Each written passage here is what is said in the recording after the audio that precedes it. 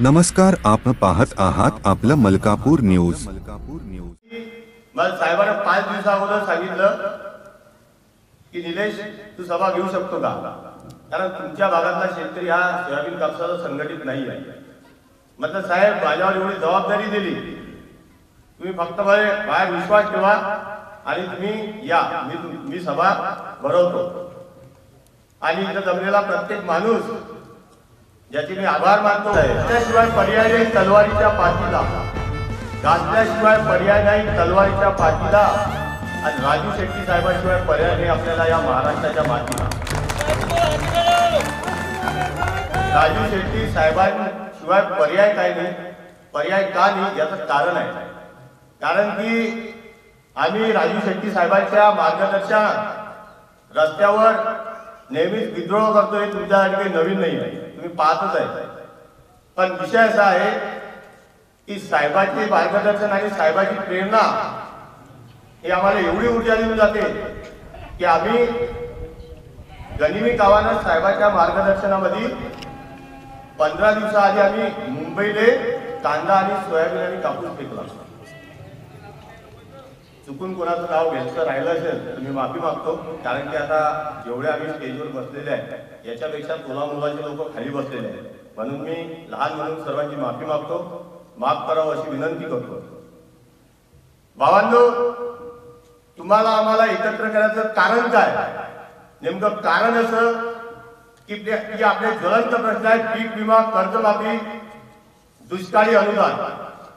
आम्ही साहेबांच्या नेतृत्वात संपूर्ण महाराष्ट्रामध्ये साहेबांना या भागातून सभा घेणं चालू झाल्या, परत या भागातून आले साहेब आता तांदूळ बिस्वात आले। सर्वप्रथम मी आपल्या तांदूळ बिस्वा आणि पंचक्रोशीतील सर्व खेड्याच्या वतीनं साहेबांना हार्दिक अभिनंदन करतो। टाळ्या वाजवून साहेबांसाठी जोरदार स्वागत चालू आहे। आपला सर्वात महत्वाचा मुद्दा आहे की आपला पीक विमा, आपला पीक विमा हा आपल्या हक्काचा आहे, त्याच्यासाठी आपण भांडलं पाहिजे, त्याच्यासाठी आपण हे तुम्हाला आम्हाला एकत्र करायचं काम करतोय। भावांनो, लक्षात ठेवा, तो पीक विमा आपल्या हक्काचा आहे, त्यासाठी कसं भांडावं, आपण तांदूळातून किती गोमरलो तर आपला आवाज काही तांदूळाच्या बाहेर जात नाही। निंबाजी भाऊ, आपला आवाज जाते का तांदूळच्या बाहेर? यासाठी आपल्याला साहेबांच्या मार्गदर्शनात साहेबांच्या मागे मोठी ताकद उभी करायची आहे, यासाठी तुम्हाला आम्हाला एकत्र करणं आपलं काम गरजेचं आहे, म्हणून आपण एकत्र केलं। आपली कर्जमाफी महत्वाची आहे।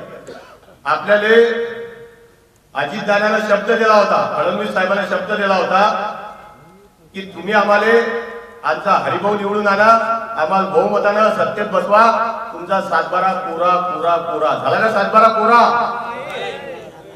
7-12 कोरा झाला नाही। दादा एका जिल्हाधिकारी कार्यालयात गेले, 15 मिनिटाचा प्रवास होता, दादाने घाम आला। दादानं त्या कलेक्टरने सांगलं उतरता घेतली, ते काय तुझे बाजूला ठेव आणि पहिले गाडी घे। मग दादाचा 15 मिनिटाचा घाम पुऱ्या अंगात गेला। मग सांगा, माझ्या बापाचा घाम दिवसभर वावरात काम करून कुठं कुठं जात असेल, याची दादाला भनक आहे का? हा विचार आपण डोक्यात ठेवून रस्त्यावरती लढाई लढतोय।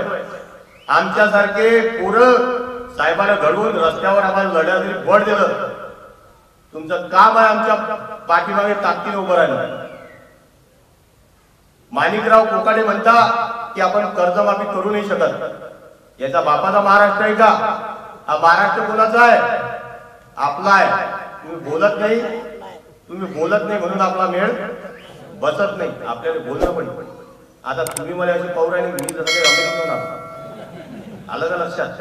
तुम्ही पौराणिक झाले, फक्त अमेरिकेतून आलं काय? मी तुमचाच आहे, सर्वांना माहित आहे। पण काय माहिती काय, आज मी तुमच्यासमोर स्टेजवर आलो म्हणून तुम्हाला जरा काही अलग वाटतं। हिंदू खत्र्यामध्ये आहे, मुस्लिम खत्र्यामध्ये आहे। फडणवीस साहेबांनी सांगतो या सभेच्या माध्यमातून की इथं हिंदू बी बसेला आहे, मुस्लिम बी बसेला आहे, आणि साहेब ते दोन्ही बी खत्र्यामध्ये आहे। ते कसे 2014 साली लाखाच्या सभा घेऊन शेतकऱ्यांना सांगितलं की या काँग्रेसला एकदा पराभूत करा, आमचं सरकार निवडून आणा। स्वामीनाथन यांनी शिफारस त्यांनी शपथ घ्यायची. मी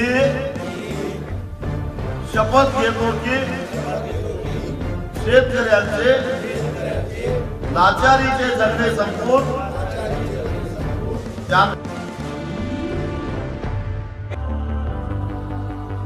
सबस्क्राईब आणि बेल आयकॉनला प्रेस करायला विसरू नका. पाहत रहा आपलं मलकापूर न्यूज.